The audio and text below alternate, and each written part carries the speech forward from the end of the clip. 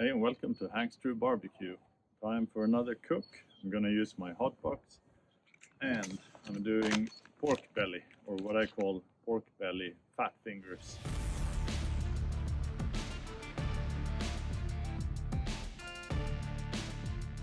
I was really intrigued. Well, in general, I really love pork belly, as you can probably tell from the number of videos. I want to do another one today, but I'm gonna cut, well, they're already cut, but I'm gonna cook them in thick strips, and the main reason for that is we can add more rubs, more flavor, and get a better bite at the end. I'm also going to do an indirect and direct cook, meaning I'm going to sear on this one also. So I'm going to shuffle the coals after the indirect session up and give them a good sear, just for color and good looks and a bit of flavor. So stay tuned. Now, first things first, let's get the fire going. I'm going to pile up a bunch of charcoal in here. This one usually runs at around 140, 145 Celsius, which is really good. I like the fact that I don't have to babysit it all the time. So let's get the fire going and then we'll prep the meat.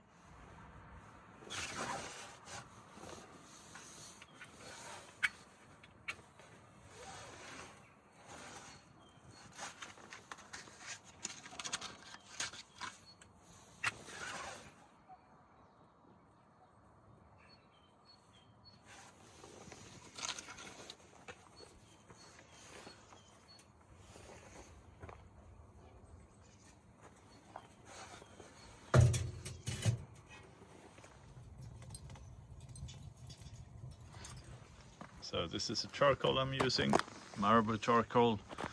Bought it off of Southside Barbecue in Stockholm. This is good stuff. I might have to refill, we'll see, depending on how long the cook is, but we'll get to that. So these are the pork belly strips I got. Found these at Costco. Costco is a relatively new store to me in Sweden, but I found it really good because they have a different, well, first of all, really good fruits, but also meats and everything, and you get to choose whether you want Swedish or American meat or any other meat. So, but these are looking really good. Again, when cooking thin or thick strips like that, there's going to be more rub per surface area, which means more flavor per bite. And it came pre-cooked, deboned, like what's not to like. So let's get some rub on these. I'm gonna start out with this one, Grande Gringo from Malcolm Reed. I'm a big fan of it because mainly, well, good flavors, but also not a lot of sugar. Let's see if I can do this with my left hand. I'm usually, but to get even more traditional barbecue flavor, I'm gonna add some black pepper also.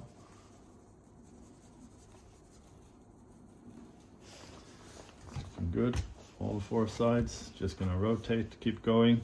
As you can see, I'm not doing any trimming. I'm gonna have to do this with my right hand. I think it's all good.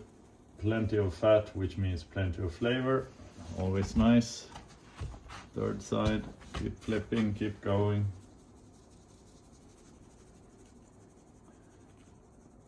Doesn't have to be perfect, but I want to add relatively much rub because this is really good.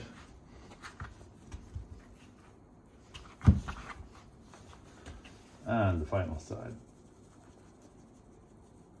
We'll see when we go the second round with black pepper if I need to adjust or tweak it a bit.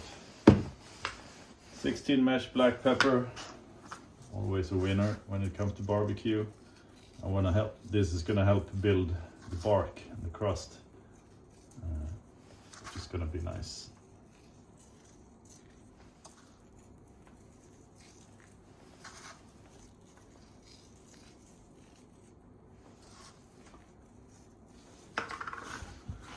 And the final side is going well, nice.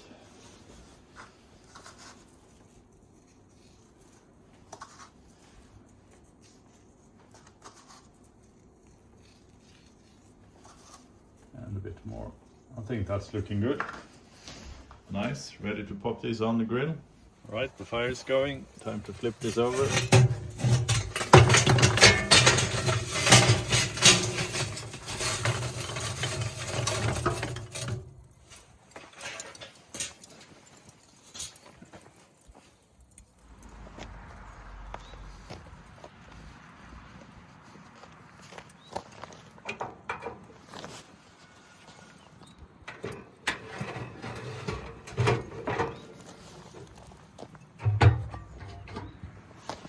Right, we're coming up to temp, closing in on 120 Celsius. It's gonna go a bit higher, but I might as well get the meat on right now. Just a quick word about this grill slash smoker if you haven't seen it before. So this is a direct heat cooker. But the thing is, I'm gonna do a kind of a low and slow because the distance between the fire and the grates is quite tall, which means you can run with direct heat, but it's in effect, it's gonna be low direct heat. Also, when the fat and the meat juices drip into the coals, that's gonna vaporize and add more flavor. It's gonna be a different flavor than when you do traditional offset smoking, but very, very good.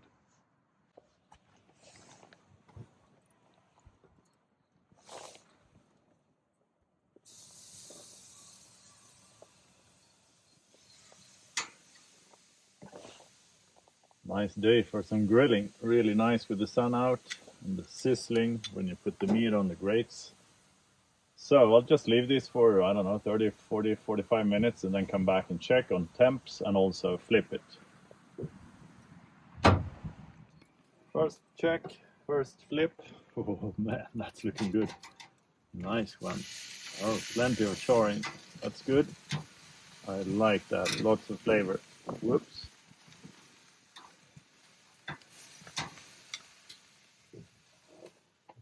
Right, I've flipped a few times. Time to take a look. Man, that charring is absolutely perfect.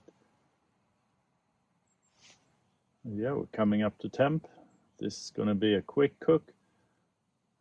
95, perfect. That one's looking good. I'm going to wrap these. So what I'm going to do now is wrap them in foil, place them on the sides. I said before I was going to shuffle charcoal up for a sear, but that's definitely not needed.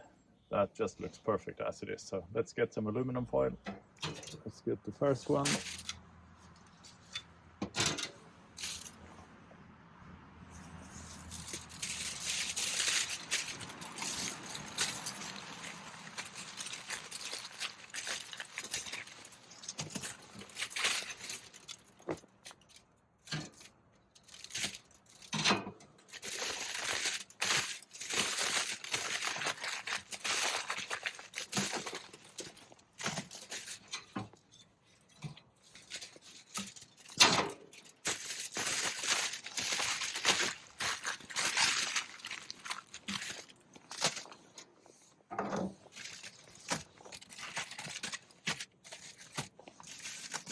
I'll put these here away from the fire, but still gonna close the lid. Leave this for a good 20 to 30 minutes. In the meantime, let's go inside and make a real nice tangy green salsa verde. Now there are 100 different ways of doing it. You can do a more traditional Italian style versus Mexican, etc. I'm gonna go somewhere in between. So basically I'm basing it on parsley and basil and some oil. We're gonna get the oil in first. Full recipe is available at hangstruebarbecue.com. There we have plenty of oil to get started. I'm basically adding equal amounts of basil and parsley. I'm gonna blend it real quick here with some with my stick blender. I'm gonna add some Dijon mustard. I'm gonna add some red wine vinegar for a bit of tanginess. Just a bit more. That should be it. And we're gonna add some capers on top of that for some nice salty flavor. I think that's it. Let's get this thing blended and taste and adjust.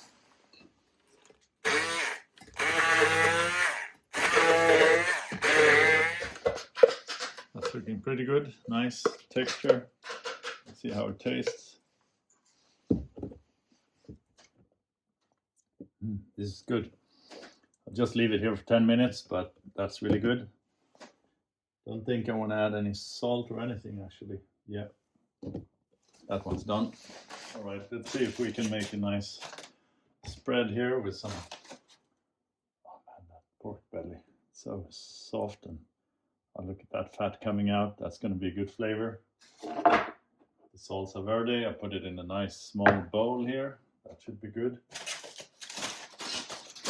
Good.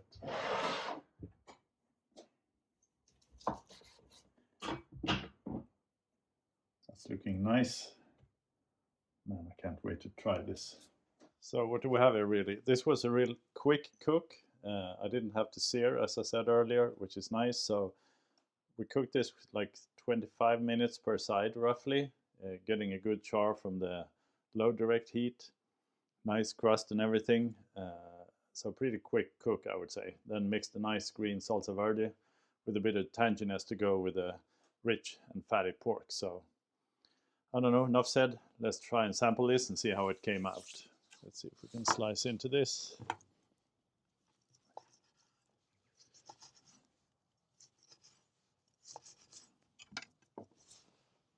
Nice, nice.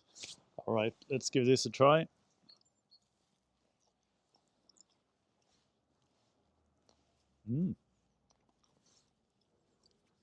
Really good, I have to say. I mean,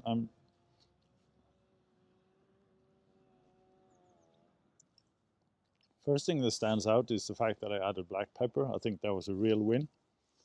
Gives a bit of a, just a slight kick, but really nice complement to the grounded gringo. Nice, juicy, tender meat. Oh man, that's good. I love the charring on these also. Let's see how that went with the salsa verde in this case. Nice tangy. I think also this one, specifically the red wine vinegar, really adds nice tangy flavor. Oh man, this is good. I can imagine this going really well with lamb, like lamb racks or lamb roast. I'm gonna do a double dip. Yep, we have a winner. This was a real nice, fun way of doing a pork belly cook. A lot faster than I usually do. Using this grill turned out to be a good choice because, well, I planned to shuffle charcoal and do a direct sear, but that wasn't needed. Sorry folks, I'm just gonna keep going. Nice barbecue direct heat and a tangy, vinegary green dip. So good.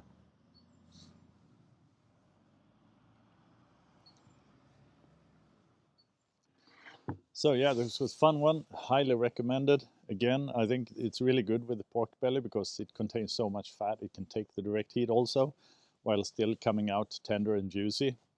Really good, highly recommended. So do give this a try. You can do this on a regular kettle grill if you want to also. Of course, many different ways to skin a cat.